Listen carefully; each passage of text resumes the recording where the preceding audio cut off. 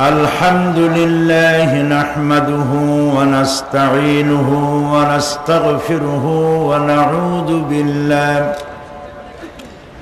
ونعوذ بالله من شرور أنفسنا ومن سيئات أعمالنا من يهد الله فلا مضل له ومن يضلل فلا هادي له ونشهد أن لا إله إلا الله وحده لا شريك له ونشهد أن سيدنا وحبيبنا ومولانا محمدا عبده ورسوله الذي أرسله بالحق بشيرا ونذيرا وداعيا إلى الله بإذنه وسراجا منيرا فقد قال الله تعالى في كلامه المجيد وفرقانه الحميد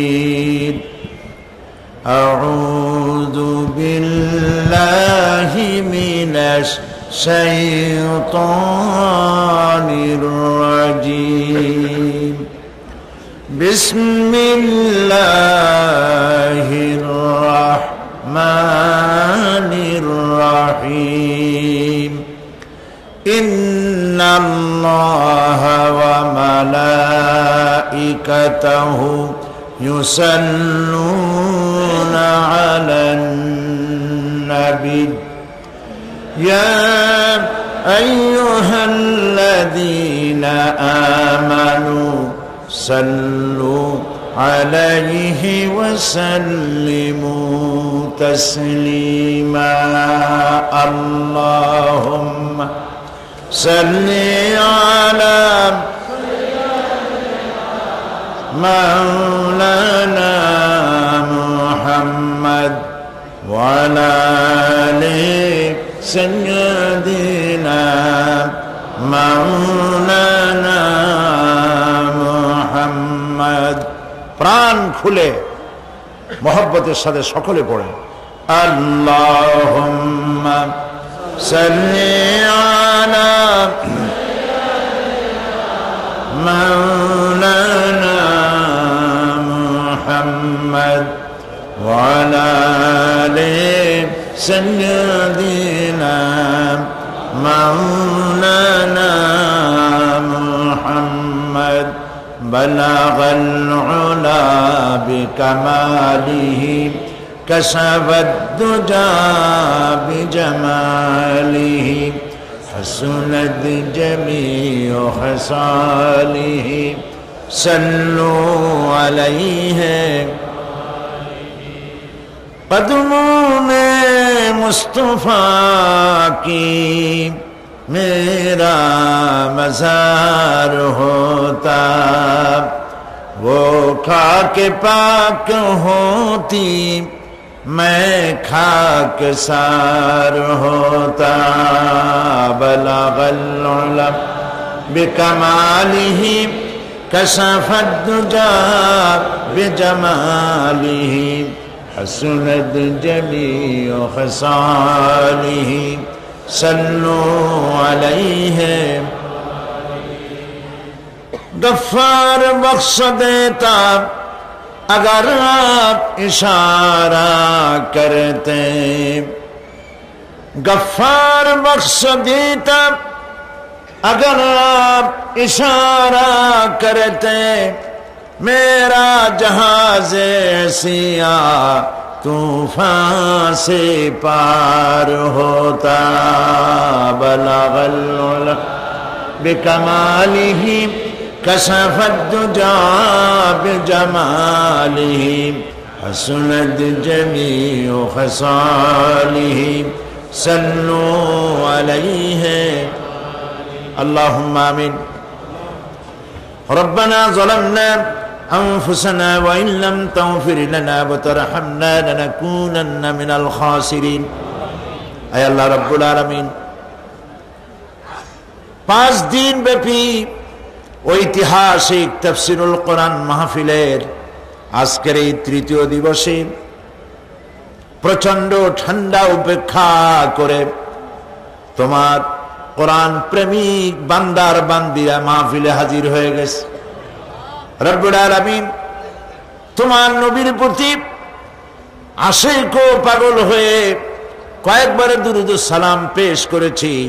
মেহেরবানি করে দুরূদ সালাম টুকুন সোনার মদিনায় নবী পাকের রওজা মুবারকে পৌঁছে দাও। तमाम পৃথিবীর মাটির নিচে যত মুমিন মুমিনাত শুয়ে আছেন তাদের আরওয়ার পরে সওয়াব পৌঁছিয়ে দাও। রব্বুল আলামিন এই মাহফিলের আয়োজন যারা করেছেন আর শোনার জন্য যারা এসেছেন, কিয়ামতের দিন মুসিবতের সময় এই মাহফিল আমাদের সকলের জন্য নাজাতের ওসিলা বানিয়ে দিও আল্লাহ। ইয়া রব करम तू अगर करे वो बात दे जुबान को जो दिल पर असर करे। रब्बना तक़ब्बल मिन्ना इन्नका अंतस समीउल अलीम व तुब अलैना इन्नका अंतत तव्वाबुर रहीम। सुब्हान रब्बिका रब्बिल इज्जति अम्मा यसिफून व सलामुन अलल मुरसलीन वल्हम्दुलिल्लाहि रब्बिल आलमीन। जनाब साहिब सदर, बंधुवर, हजरतुल अल्लाम शेखुल हदीस मौलाना शमसुद्दीन साहिब अतालल्लाहु उम्रहु व बारकल्लाहु फी हयाती, एदेशेर बरेण्य आलेम, आलेमे दीन, आंतर्जातिक ख्याति सम्पन्न मुफस्सिर कुरआन शेखुल हदीस अल्लामा हजरत मौलाना अबुल कासिम मोहम्मद सिफातुल्लाह दामत बरकातुहुल आलिया इंटरनेशनल इस्लामिक यूनिवर्सिटी चट्टग्रामेर भाइस चैंसलर हजरत मौलाना डॉक्टर अबू बकर रफीक साहेब हाफिज़हुल्लाह, हजरात उलामाए किराम, सम्मानित चट्टलाबासी, बांग्लादेशेर विभिन्न देश थेके आगत, विभिन्न जिला थेके आगत सम्मानित भाइरा, प्रतिवेशी देश भारत बार्मा थेके आगत भाइरा, पर्दार आड़ालेर मा एवं बोनेरा, सुप्रिय सांबादिक बृंद, आईन श्रृंखलाय नियोजित सरकारी कर्मकर्ता कर्मचारी बृंद, अस्सलामु आलैकुम व रहमतुल्लाहि व बाराकातुहु। महान अल्लाह रब्बुल इज्जत वल जलाल तार दरबारे लाखों कोटी शुक्र आदाय करी चट्टग्राम इस्लामी समाज कल्याण परिषद कर्तृक आयोजित ऐतिहासिक शहीद रजबाली मैदान परेड मैदाने तादेर 24तम वार्षिकी तफसीरुल कुरान महफिलेर आजकेर तृतीय दिवसे कुराने करीमेर बयान शोनार जन्य जे आल्लाह पाक आमादेरके एखाने हाजिर करेछेन तार दरबारे शुक्रगुजार हच्छी, पढ़ছি আলহামদুলিল্লাহ। মাহফিলে ঠান্ডাকে উপেক্ষা করে এই বিশাল জনসমুদ্রে নিজেকে শামিল করে দিয়ে আপনারা কি বেজার না খুশি? অল্প না বেশি? সেই কায়দায় বলেন আলহামদুলিল্লাহ। রব্বানা লাকাল হামদ হামদান কাসীরান তয়্যিবান মুবারাকান ফীহি ইয়া রাব্বি লাকাল হামদু কামা ইয়ানবাগি লিজালালি ওয়াজহিকা ওয়া আযীমি সুলতানিকা। বিশাল আকাশের মালিক, বিস্তীর্ণ এ জমিনের মালিক, সাগর মহাসাগর পাহাড় পর্বত নদ নদী মরুভূমি সাগর নগর কুল কায়নাতের মালিক আল্লাহ পাকের দরবারে বিনীতভাবে শুকরিয়া আদায় করে নিলাম। তা না হলে এই ঠান্ডা উপেক্ষা করে এ মাহফিলে আসা আদৌ সম্ভবপর ছিল না। ঠিক কিনা বলেন? চেষ্টা করুক তো বাংলাদেশের রাজনৈতিক দলগুলি একত্রিত হয়ে এই রাতের বেলায় বিরিয়ানি খাওয়াবার নাম করিয়াও এই লোকগুলি একত্রিত করতে পারে কিনা। তা করতে গেলে লক্ষ লক্ষ টাকা খরচ করেও এত মানুষ পাওয়া সম্ভবপর হবে না। কারণ মানুষ খাওয়ার পাগল না, মানুষ পেটের খাদ্য দেওয়ার পাগল না, মানুষ রুহের খোরাক পাওয়ার জন্য পাগল। সেই রুহের খোরাকের নাম কোরআন। কোরআন কোরআন। দেহ তৈরি হয়েছে মাটি দিয়ে, দেহ তৈরি হয়েছে মাটি দিয়ে। আর দেহের খাদ্য আল্লাহ তৈরি করেছেন মাটিতে। কচু, কপি, শাক, সবজি, খাদ্যশস্য সব মাটির তৈরি। যেহেতু দেহ মাটির, খাদ্য মাটি। কিন্তু আমার ভেতরে একটা জিনিস আছে যেটা না থাকলে আমি বাঁচি না। সেটার নাম কি? রূহ। কোত্থেকে এলো এই রূহ? আল্লাহ রাব্বুল আলামিন কোরআনে কারিমে বলছেন, ওয়ায়াসআলুনাকা আনির রূহ কুলির রূহু মিন আমরি রাব্বি। নবী হে, আপনাকে প্রশ্ন করা হয় রূহ কি জিনিস? বলুন, এটি আল্লাহর হুকুম, বই আর কিছুই নয়। এই যে রূহ আমার ভেতরে আছে বলে আমি বাঁচি, না থাকলে মরে যাই। এই রূহটাকে খাবার দিতে হয়। সেই রূহের খাবার কি? বিরিয়ানি, পোলাও, জর্দা, কাবাব, Chinese, any food, any fruits, কিচ্ছু না। দেহ যেহেতু তৈরি পৃথিবীর মাটি দিয়ে, তাই খাদ্য তৈরি হয়েছে পৃথিবীর মাটি দিয়ে। আর যেহেতু রূহ এই পৃথিবীর নয়, এসেছে আলমে আরওয়াহ থেকে, সেই জন্য রূহের খাদ্য পরিবেশন করেছেন আল্লাহ পাক আলমে আরওয়াহের লোহে মাহফুজ থেকে রূহের খাদ্য পেশ করে দিয়েছেন। সেই রূহের খাদ্যের নাম তেলাওয়াতে কোরআন। তেলাওয়াতে কোরআন, তেলাওয়াতে কোরআন। আলহামদুলিল্লাহ। কোরআন যেটি আপনাদের সামনে রয়েছে, এটি গতানুগতিক ভাবে কোন ধর্মগ্রন্থের নাম নয়।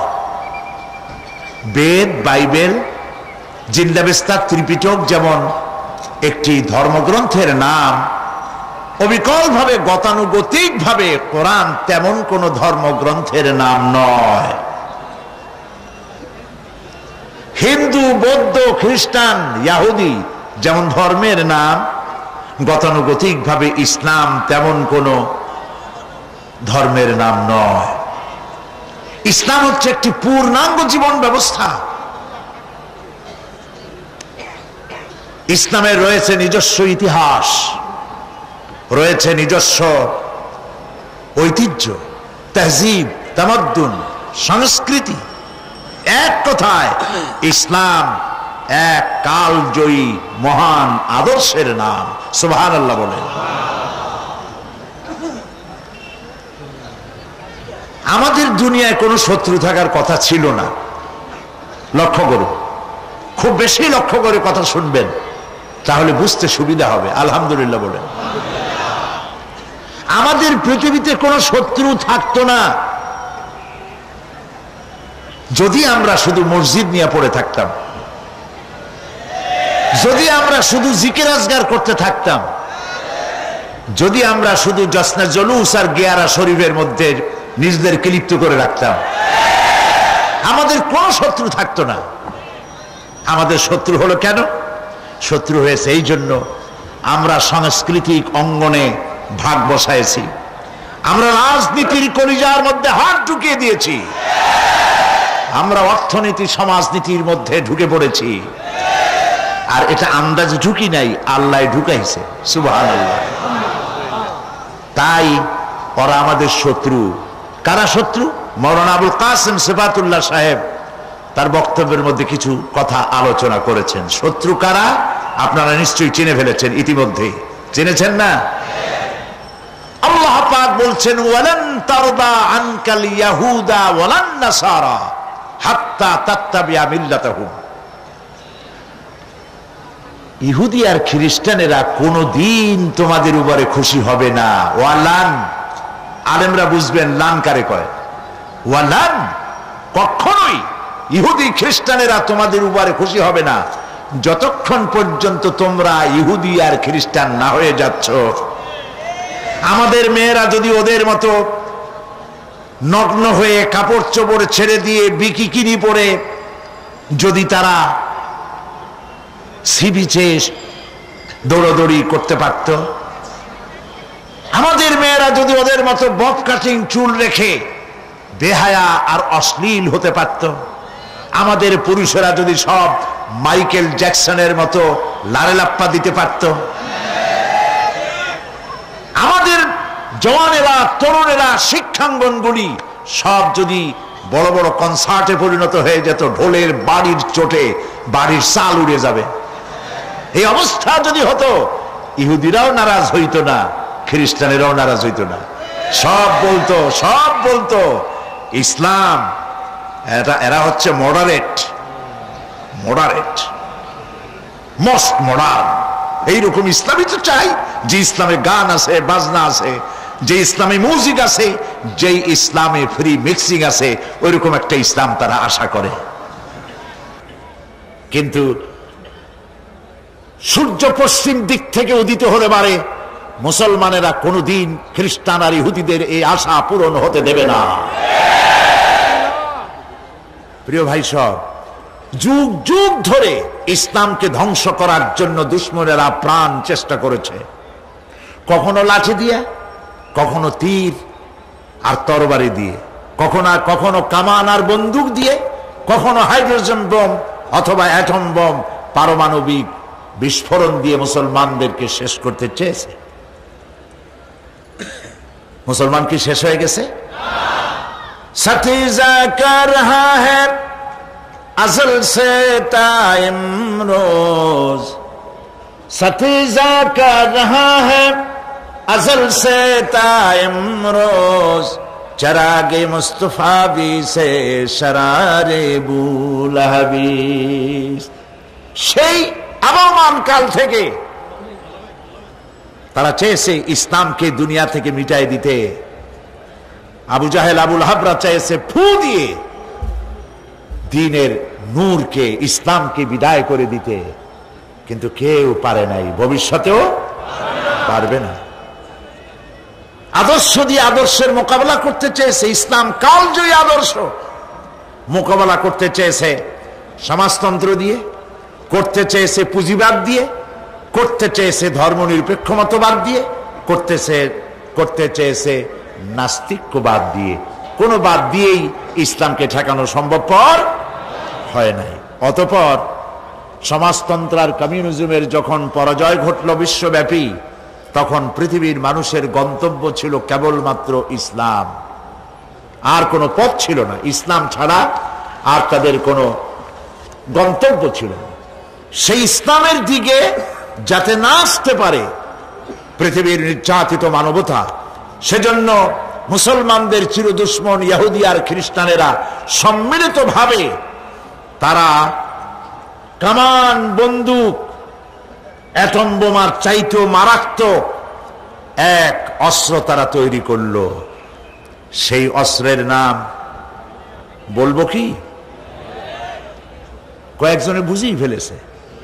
সে অস্ত্রের নাম মিডিয়া। সে অস্ত্রের নাম, তাদের প্রচেষ্টায় গড়ে উঠল বিশ্বব্যাপী গুরুত্বপূর্ণ দুটো গণমাধ্যম।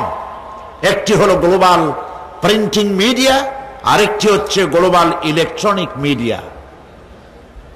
বিশ্ববিখ্যাত সংবাদ সংস্থা রয়টার, এপি, এনা, এপি, সিনহুয়া, তাস, পিটিআই, ইউপিআই যতগুলি নাম বললাম পৃথিবীর নাম করা সংবাদ সংস্থা, এর একটাও মুসলমানদের হাতে নাই।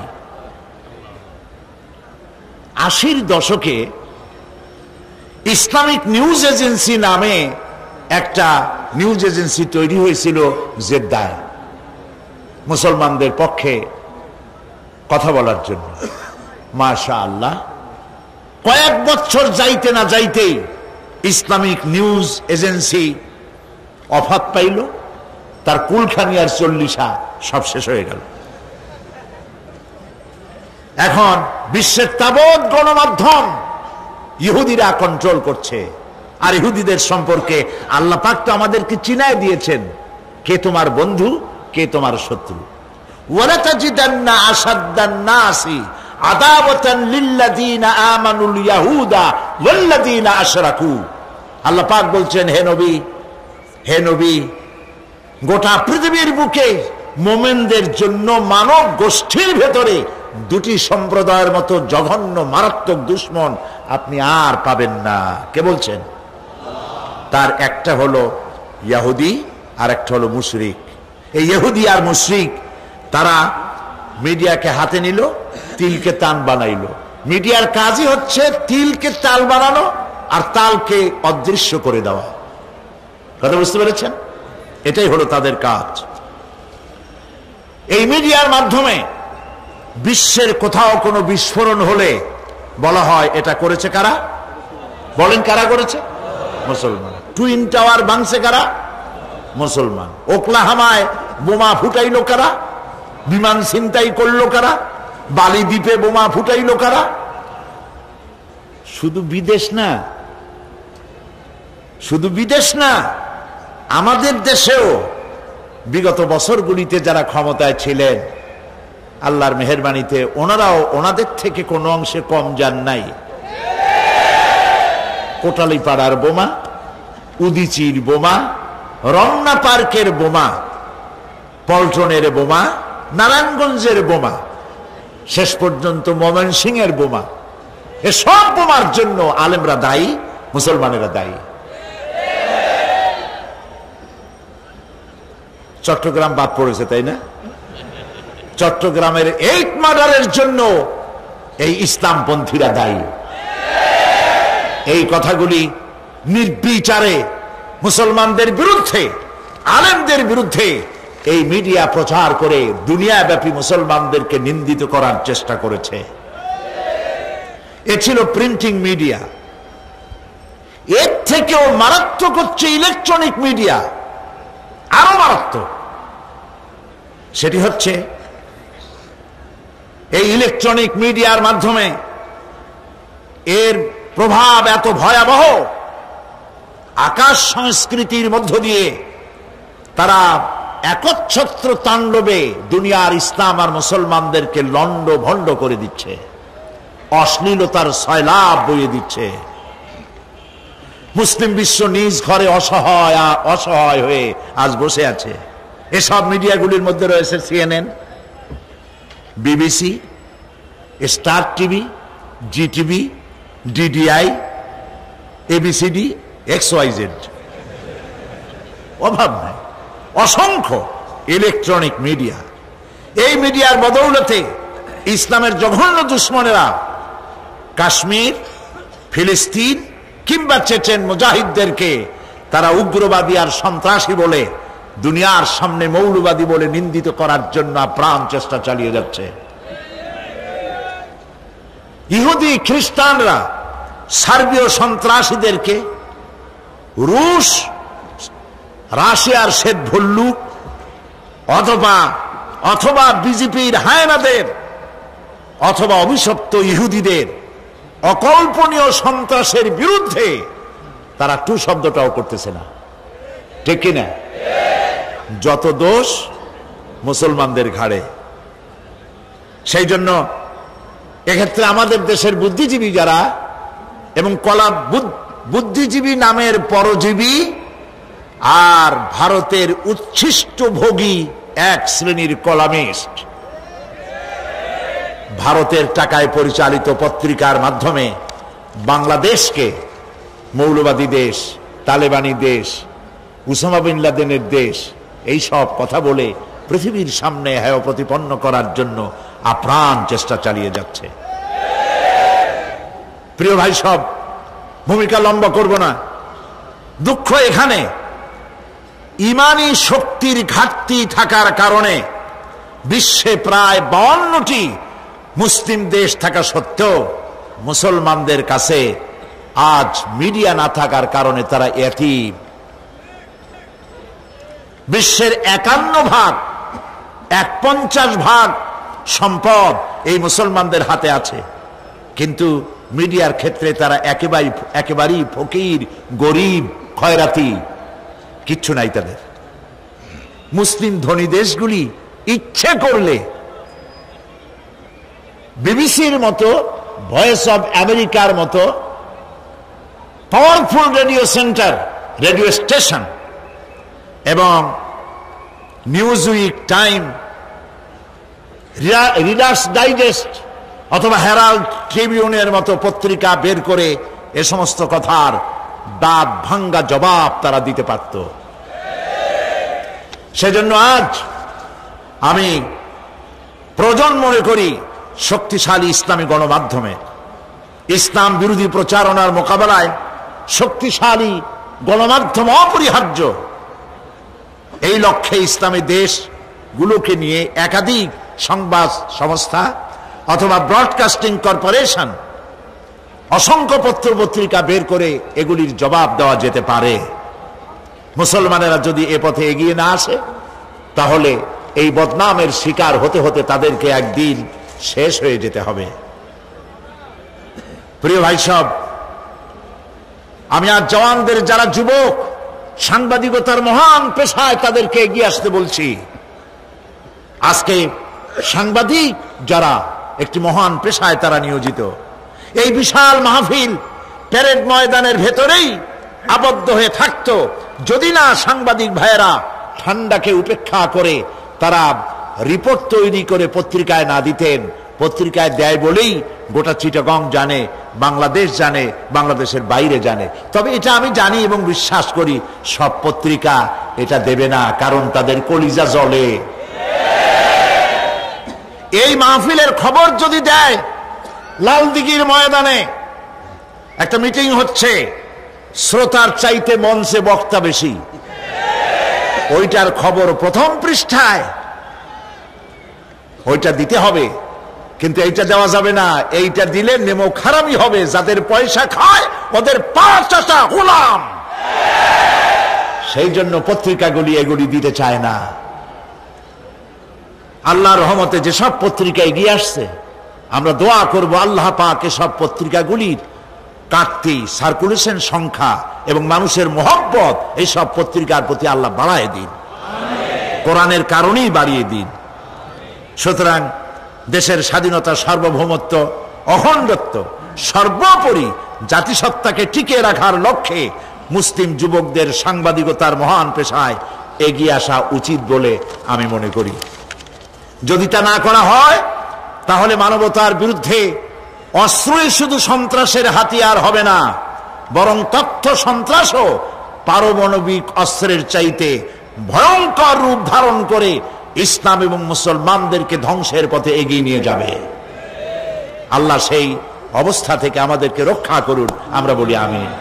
প্রিয় ভাই সব, কোরআন শুনতে এসেছি, আর কোরআন আমি শোনাবো বিমাশিয়াতিল্লাহ তাআলা, বিইজনিল্লাহ, বিফদলিল্লাহ। কোরআনের বিরুদ্ধে যতই সন্ত্রাস হোক, এর বিরুদ্ধে যতই অপবাদ হোক, অপপ্রচার হোক, কোরআনকে কেউ বন্ধ করতে পারবে না। সুবহানাল্লাহ বলে। আসেন শয়তানের ওয়াসওয়াসা থেকে আল্লাহর কাছে পানাহ চেয়ে নিয়ে যথারীতি আলোচনা শুরু করি। পড়েন আমার সাথে। আউযু বিল্লাহি মিনাশ শাইতানির রাজীম। বিসমিল্লাহির রাহমানির রহিম। বিতাড়িত মরদুদ শয়তানের ওয়াসওয়াসা থেকে আল্লাহর কাছে পানা চাই। পরম করুণাময় আল্লাহ রাব্বুল আলামিনের নামে শুরু করছি। কোন সূরা আলোচনা করতেছিলাম? সূরা আন-নাবা। গতকাল যেখান থেকে শেষ করেছি ওখান থেকে শুরু করছি। ইন্না ইয়াওমাল ফাসলি কানা মিকাতান ইয়াওমা ইউনফাখু ফিস-সূর يوم ينفخ في الصور فتأتون أفواجا وفتحت السماء فكانت أبوابا وسيرت الجبال فكانت سرابا صدق الله العظيم إن يوم الفصل كان ميقاتا নিঃসন্দেহে বিচারের দিনটি পূর্ব থেকেই নির্ধারিত হয়েই আছে। ইয়াউমা ইউনফাখু ফিস-সূর ফাতা'তুনা আফওয়াজা, যেদিন সিংহায় ফুঁক দেওয়া হবে তখন তোমরা দলে দলে বেরিয়ে আসবে। ওয়া ফুতিহাতিস সামাউ ফাকানাত আবওয়াবা, আর আকাশ সমূহ খুলে দেওয়া হবে তখন তা শুধু দরজা আর দরজা হয়ে যাবে। ওয়া সুইয়িরাতিল জিবালু ফাকানাত সারাবা, আর পাহাড় সমূহকে চালিয়ে দেওয়া হবে ফলে তা মরীচিকায় পরিণত হয়ে যাবে। তেলাওয়াতকৃত আয়াতের এই হচ্ছে তরজমা। আমি শুরুতেই বলেছিলাম সূরা নাবা হচ্ছে, নবী করিম সাল্লাল্লাহু আলাইহি ওয়াসাল্লাম বলেছেন, কেউ যদি দুনিয়ায় বেঁচে থাকা অবস্থায় পরকালীন দৃশ্য চোখে দেখতে চায় সেজন্য সূরা আন-নাবা, সূরা আল-মুরসালাত, সূরা আন-নাজিআত, সূরা আল-ইনফিতার, সূরা আত-তাকবীর, এই সূরাগুলি যেন পড়ে, তাহলে কিয়ামতের দৃশ্য নিজ চোখে অবলোকন করতে পারবে। সুবহানাল্লাহ বলেন। পরকালীন জীবন সম্পর্কে কোরআন যেসব যুক্তি পেশ করেছে তা হলো আল্লাহর এসব কিছুই বিচক্ষণতার বাইরে ছিল না, লক্ষ্যহীন এবং নিরর্থক নয়। আল্লাহ পাক বলছেন, أفحسبتم أنما خلقناكم عبثا وأنكم إلينا لا ترجعون, তোমরা কি ভেবেছো যে তোমাদেরকে সৃষ্টি করা হয়েছে খামোখা আর তোমাদেরকে আমার কাছে ফিরে আসতে হবে না? এটাই কি মনে করেছো? ওই যে গতকাল বলেছিলাম, eat, drink and be merry, খাও, পান করো, ফুর্তি করো, এই দুনিয়ায় শেষ কথা, আমাদের আর মরে মাটির সাথে মিশে যাব, আর উঠতে হবে না, এরকম খামাখা আল্লাহ তোমাদেরকে সৃষ্টি করেছেন, তাই কি ভেবেছো? আল্লাহ রাব্বুল আলামিন কোরআনে কারীমের অন্যত্র বলেন, আয়াহসাবুল ইনসানু আইয়ুতরাকা সুদা, মানুষ কি ভেবেছে যে তাদেরকে নিরর্থক আমি সৃষ্টি করেছি? মোটেই না।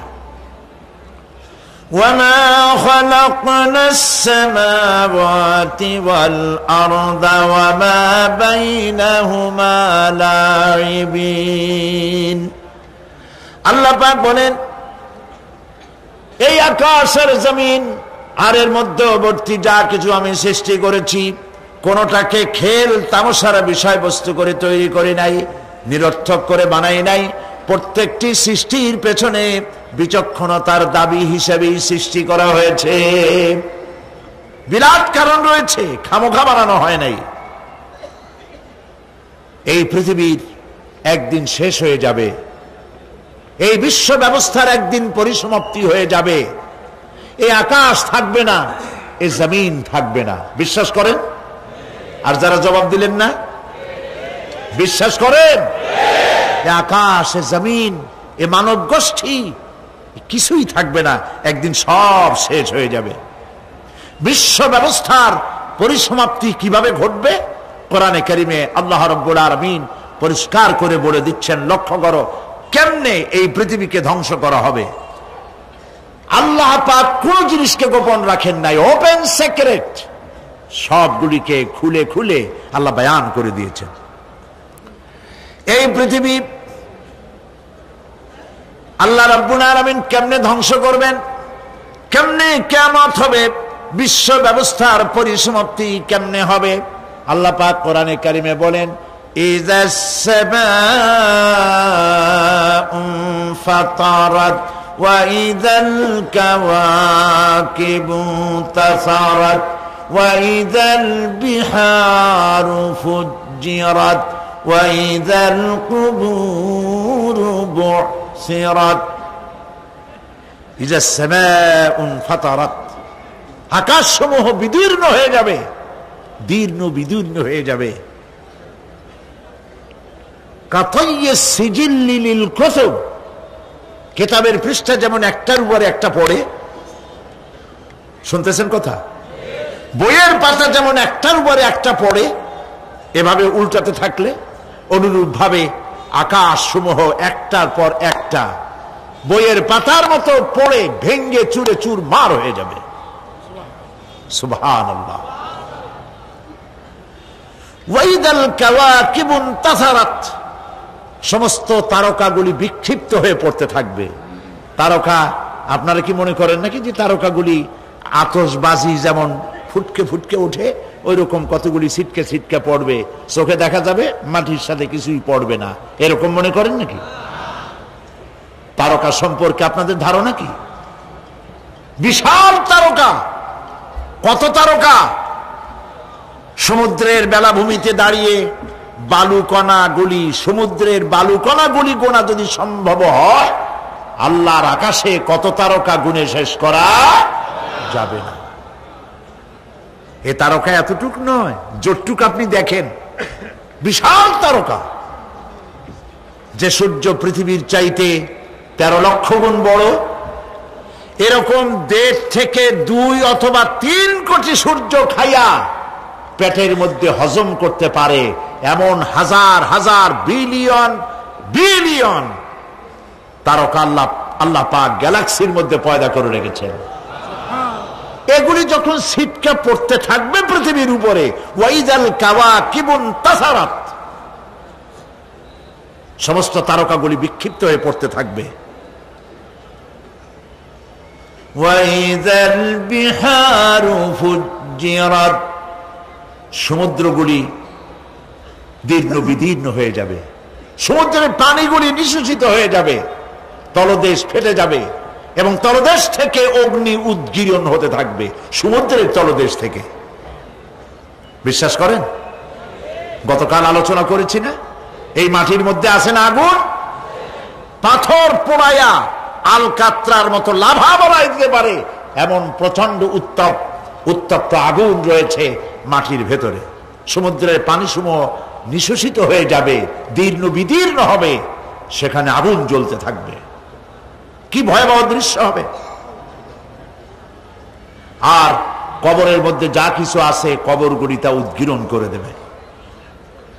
অন্য সূরার মধ্যে আল্লাহ পাক বলছেন ইযাশ শামসু কুমিরাত ওয়া ইযান নুজুমুন কাদারাত ওয়া ইযাল জিবালু সুজ্জিরাত, যখন সূর্যকে ঢেকে দেওয়া হবে,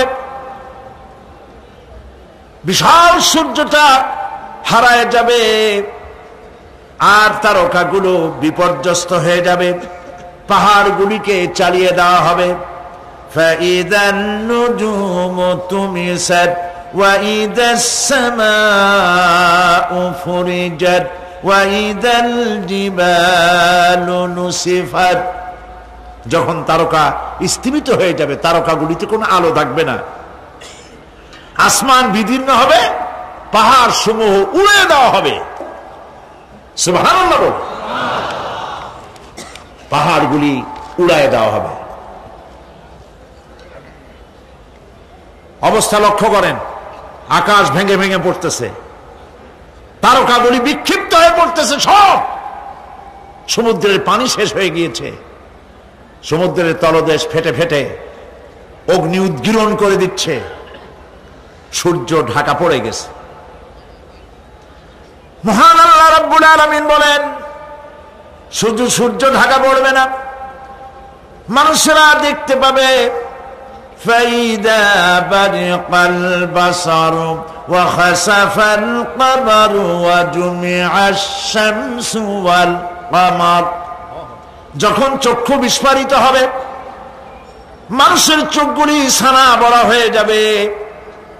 এই দৃশ্য দেখে চাঁদে আলো নাই, সূর্যতে আলো নাই, চাঁদ আর সূর্য দুটি একাকার হয়ে যাবে।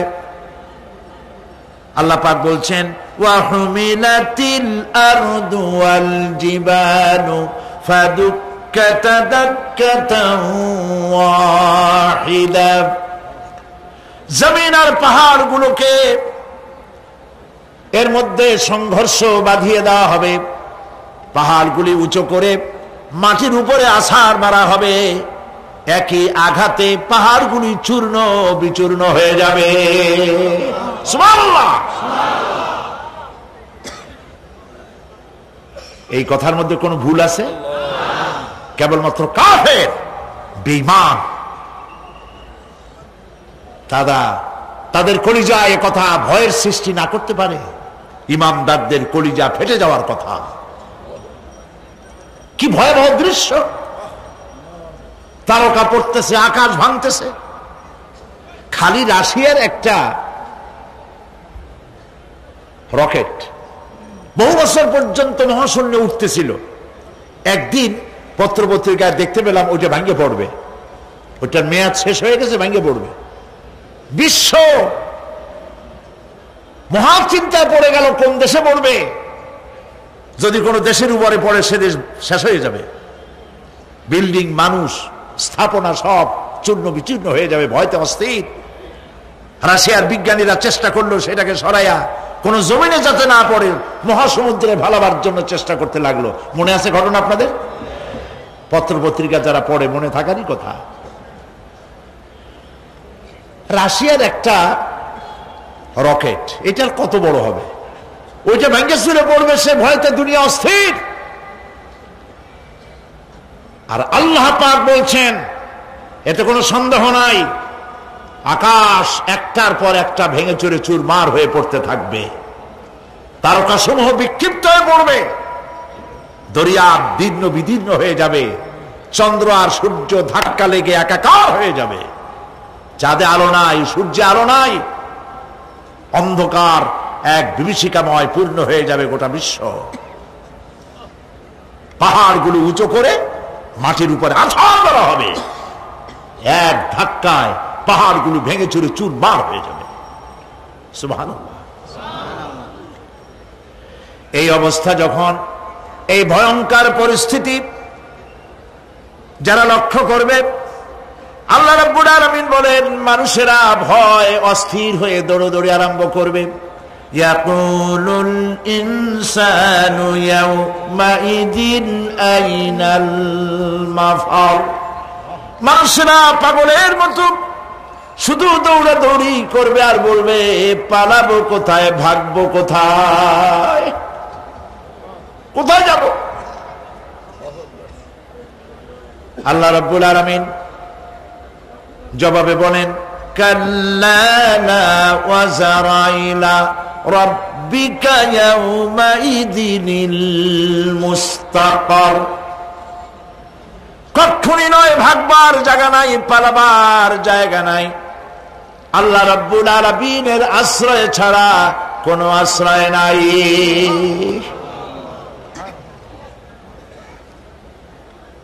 এই বিভীষিকাময় দৃশ্য হয়ে যাবে, সব মরে যাবে, কেউ বাঁচবে না। মালাকুল মউতকে আল্লাহ পাক জিজ্ঞেস করবেন, কে এখন বেঁচে আছে আর কারা বেঁচে আছে? তিনি বলবেন, হযরত জিবরাইল, হযরত মিকাইল, হযরত ইসরাফিল। আল্লাহ পাক নির্দেশ করবেন, এদের জান কবজ করো। ইসরাফিল, মিকাইল জান কবজ হবে। হযরত জিবরাইল আমিন শাদীদুল কুওয়া, প্রচন্ড ক্ষমতা আল্লাহ তাকে দান করেছেন। সুবহানাল্লাহ বলেন। দুনিয়ার সব নবীদের কাছে বাণী বহন করে নিয়ে আসছেন পূর্ণ অথেন্টিসিটির সাথে। সুবহানাল্লাহ। আল্লাহ পাক যাকে বলেছেন রূহুল আমিন,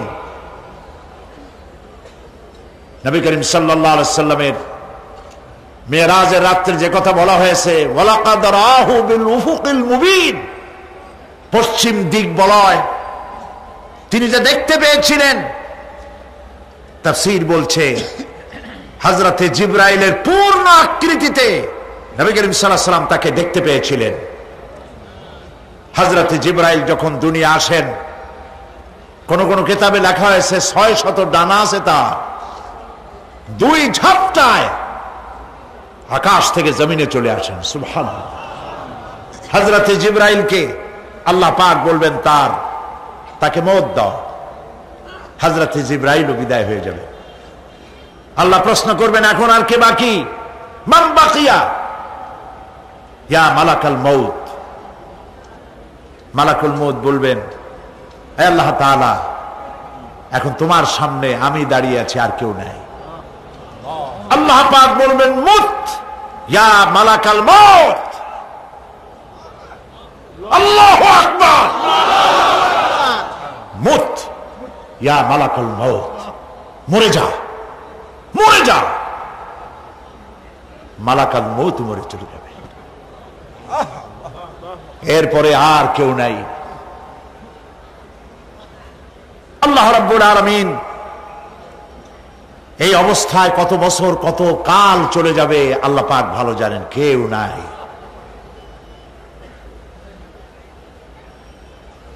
আজকের রাজত্ব কার? আল্লাহ প্রশ্ন করবেন, আজকের রাজত্ব কার? আল্লাহ পাক আওয়াজ দিবেন, বলবেন আজকের রাজত্ব কার? কোন জবাব নাই, আকাশের নাই, জমিনের নাই, আকাশও তো নাই, কারো কোনো জবাব নাই। আল্লাহ পাক বলবেন লিল্লাহি ওয়াহিদুল কাহ্হার। আজ একমাত্র রাজত্ব হচ্ছে পরাক্রমশালী আল্লাহ রাব্বুল আলামিনের। আল্লাহ পাক বলবেন ইয়া দুনিয়া আইনা শিজারুকি, হে পৃথিবী তোর গাছগুলা কই? ইয়া দুনিয়া আইনা জিবালুকি, হে পৃথিবী তোর পাহাড়গুলা কই? আইনাল জব্বারিন, স্বৈরাচারেরা কোথায়? কারো কোনো জবাব হবে না। আল্লাহ পাক এরপরে আবার মানুষগুলিকে চিন্তা করবে। সুবহানাল্লাহ। ওয়া ইযাল কুবুরু বু'সিরাত, যা কিছু মাটির মধ্যে লুক্কায়িত ছিল সবগুলি আল্লাহ পাক বের করে নিয়ে আসবেন। হাসরের ময়দান হবে, উপস্থিত হবে সমস্ত মানুষ, কেউ পলায় থাকতে পারবে না কোথাও। কুমিরে যারে খাইছে, বাঘে যারে খেয়েছে, আগুনে যারে পোড়াইছে, পানিতে যে পৌঁছে গেছে, পোকামাকড়ে যারা খেয়েছে, কোনো পথ নাই। সবাই আল্লাহর দরবারে উঠবে, পায়ে জুতা নাই, মাথায় কাপড় নাই, পরনে কোনো কাপড় চোপড় নাই, উলঙ্গ উলাঙ্গিনী। উম্মুল মুমিনিন হযরতে আয়েশা সিদ্দিকা রাদিয়াল্লাহু তাআলা আনহা নবী করিম সাল্লাল্লাহু আলাইহি ওয়াসাল্লামের জবান মোবারকে এটা শুনে কেঁদে ফেললেন। বললেন ইয়া রাসূলুল্লাহ, আমারও কি সেই অবস্থা হবে? তিনি বললেন হ্যাঁ। উম্মুল মুমিনিন বললেন ইয়া রাসূলুল্লাহ, তখন কি আমার শরম হবে না? আল্লাহর নবী বললেন কিয়ামতের এই বিভীষিকাময় দৃশ্য দেখে মানুষ মানুষের দিকে তাকাবার কোনো হুঁশ থাকবে না। সব মানুষ উপরের দিকে তাকায় থাকবে, নিচে তাকাবার কারো কোনো ক্ষমতা থাকবে না। মানুষ অস্থির হয়ে যাবে। সেই হাসরের ময়দান বিচারক আল্লাহ রাব্বুল আলামিন প্রত্যেকটি মানুষকে তার কৃতকর্মের জন্য হিসাব দিতে হবে। আল্লাহ রাব্বুল আলামিন বলেন পরকালীন জীবনের ব্যবস্থাপনাটা কেমনে হবে শোনো। ইন্নাস সামআ ওয়াল বাসারা ওয়াল ফুআদা কুল্লু উলাইকা কানা আনহু মাসউলা। কিয়ামতের দিন প্রত্যেকটি মানুষকে তার শ্রবণ সম্পর্কে, তার দৃষ্টি সম্পর্কে, আর অন্তঃকরণের কল্পনা সম্পর্কে প্রত্যেকটি ব্যাপারে আল্লাহ পাক জিজ্ঞাসা করবেন। কান দিয়েছিলাম, কি শুনেছো? যা শুনছো তা আমল করেছো কিনা? আমার নিষেধ করা জিনিসগুলি শুনছো নাকি? কানের জবাব দিতে হবে। কান আল্লাহ পাক দিয়েছেন, সুবহানাল্লাহ। আল্লাহ পাক দিয়েছেন কান। এই কান দুটো যার নাই, কান আছে শুনতে পায় না, কত বড় কষ্টে আছে সে।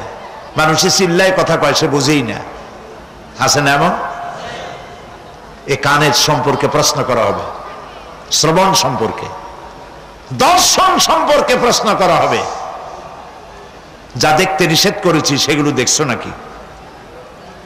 এর শুকরিয়া আদায় করেছো নাকি? দুটি চোখ, এর শুকর আদায় করা কি সম্ভব ভাই? আদায় করা সম্ভব? এই দুটি চোখ যদি না থাকতো, আমার গর্ভধারিণী মাকে দেখতে পারতাম না। এই সুন্দর চোখ দুটি যদি আল্লাহ না দিতেন, আল্লাহর এই সুন্দর সৃষ্টি দেখা থেকে বঞ্চিত হয়ে যেতাম। আল্লাহকে বলি, মনিব, হে বিশাল আকাশের মালিক, তুমি দয়া করে না চাইতে আমাদের শরীরে যা দিছো নিয়ামত, মৃত্যুর আগে ছিনায় নিও না। দুটি চোখের শকর আদায় করতে পারবো না। চোখের মধ্যে পানি আছে, কান্নার পানি না, সবসময় চোখে পানি আছে। চোখে আমরা পলক দেই না? কত কুদরত আল্লাহ পাকে। এই পৃথিবীতে দিনে রাতে অসংখ্য পলুয়েশন, রোগ জীবাণু সমানে উঠতেছে। এখন যদি মাইক্রোস্কোপ যন্ত্র এখানে থাকতো, তাহলে দেখতেন এই পরিবেশটা কত দূষিত, কত পলিউশন, কত জাম। এগুলি নাকের মধ্য দিয়ে পেটে যাচ্ছে, চোখের মধ্যে ঢুকতেছে। ক্রমাগত চোখের ভিতরে ধুলাবালি ঢুকবে, আর পরিষ্কারের কোনো ব্যবস্থা যদি না করা হয়, চোখের দৃষ্টি নষ্ট হয়ে যেতে পারে। এই জন্য আল্লাহ রাব্বুল আলামিন চোখের ভিতরে মেডিসিন রূপী এক প্রকারের পানি রেখেছেন, আর অটোমেটিক চোখের পাতা ওঠানামা করে প্রতি মুহূর্তে চোখকে ক্লিন করে দিতেছে। এই চোখ সম্পর্কে আল্লাহ রাব্বুল আলামিন প্রশ্ন করবেন, অন্তঃকরণ সম্পর্কে প্রশ্ন করবেন। জবাব দেওয়া সেদিন বড়ই কঠিন হয়ে যাবে। এই জন্য আল্লাহ রাব্বুল আলামিন দুনিয়াবাসীকে সতর্ক করে দিচ্ছেন। তিনি আরো বলছেন, ওয়ালাকাদ খালাকনাল ইনসানা ওয়া না'লামু মা তুওয়াসবিসু বিহি নাফসু ওয়া নাহনু আকরাবু ইলাইহি মিন হাবলিল ওয়ারিদ। মানুষ সৃষ্টি করেছি আমি, তার অন্তঃকরণে কি চিন্তা হয়, কি কল্পনা হয় তাও জানি আমি। আর আমি আমার বান্দার যেই সাহারাগের উপরে মাথাটা খাড়া আছে, এই রোগের চাইতেও আমি বান্দার বেশি নিকটে। আল্লাহ পাক গোপন রাখেন নাই, বলে দিচ্ছেন আমি কিন্তু এখানে আছি। সুবহানাল্লাহ। আচ্ছা বলেন তো আল্লাহ কোথায় আছেন? এটি একটি মুশকিলের প্রশ্ন। সাধারণত লোকেরা বলে আল্লাহ সব জায়গায় আছে। এই কথা, এই জবাব সঠিক নয়। আকীদা সাফ হতে হবে। আল্লাহ সব জায়গায় আছে এই কথা সঠিক নয়। যদি আল্লাহ সব জায়গায় থাকেন, তাহলে দুনিয়ার সব জায়গা ভালো না, কিছু কিছু খারাপ আছে। তাহলে খারাপ জায়গায়ও থাকতে হয়। নাউযুবিল্লাহ বলেন। আল্লাহ কোথায় আছে এই প্রশ্ন আল্লাহরই করি। সওয়ালে মুকদ্দারের জবাব, পৃথিবীর মানুষ আল্লাহকে প্রশ্ন করবে তুমি কোথায় আছো?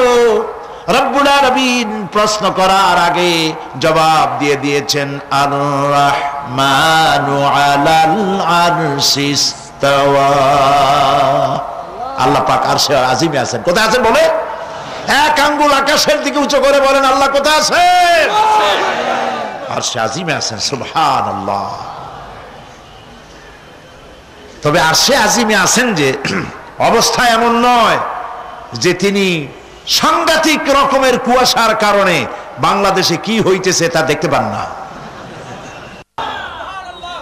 সে আল্লাহ রাব্বুল আলামিন সব কথা পরিষ্কার করে বলেছেন, আমি তোমার ঘাড়ের কাছে।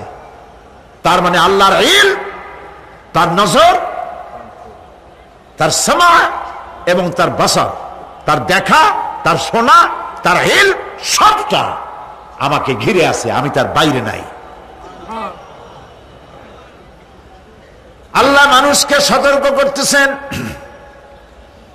মা ইয়ালফিযু মিন কাওলিন ইল্লা লাদাইহি রাকীবুন আতীদ। মানুষ এমন কোন কথা বলে না যা আমার ফেরেশতারা রেকর্ড করে না রাখে। যা করো তাও লেখা হয়, যা বলো তাও লেখা হয়ে যায়। দুনিয়ায় গোয়েন্দা বিভাগ আছে, আমার দেশে গোয়েন্দা বিভাগ আছে না? কি নাম কত দুই একটা আন্দাজে কইলো আছে। CID, DIB, DFI, army intelligence, কত রকম গোয়েন্দা আছে, কত বাহিনী আছে, আপনি টের পাবেন না। পাগড়ি একটা বান্ধি আপনার সামনে বসা, আপনি বুঝবেন না যে আপনার আমলনামা রেকর্ড করতেছে ওখানে বসে। আপনি তো মনে করেছেন দরবেশ সাহেব 6 সেল্লা দিয়ে আসছে, কিন্তু তিনি গভর্নমেন্ট অফিসার, আপনার সর্বনাশ করতেছে, আপনি টের পাচ্ছেন না। এই যে যদি মানুষের রাষ্ট্র ঠিক রাখার জন্য দুনিয়ার সরকারের দরকার হয়, তাহলে আল্লাহ পাকের এই বিশাল সাম্রাজ্য রক্ষা করার জন্য আল্লাহর গোয়েন্দা বিভাগ নাই? আল্লাহ রাব্বুল আলামিন তার গোয়েন্দা বিভাগ কাজ করতেছি, আমরা বিশ্বাস করি না, আমরা বুঝতে পারি না, যার জন্য অন্যায়ের মধ্যে লিপ্ত হয়ে যাই। একবার আমি লন্ডন থেকে লন্ডন শহরে রাত্রে যাচ্ছি, রাত 2টা-2:30 হবে। প্রতিমধ্যে রেড সিগন্যাল জ্বলল, গাড়িটা থামাই দিল, সামনে আর গাড়ি টাড়ি নেই। আমি ড্রাইভারে বললাম যে গাড়ি টাড়ি তো নাই সামনে, আমরা তো ইচ্ছা করলে যেতে পারি। ড্রাইভার বলল পারি, কিন্তু যাব না। কেন যাবেন না? বলল যে এই সিগন্যালের সাথে ক্যামেরা আছে, অটোমেটিক ক্যামেরা। আমি যদি এখান থেকে এটাকে ক্রস করি তাহলে আগামীকাল কোর্ট থেকে আমার নামে চিঠি আসবে।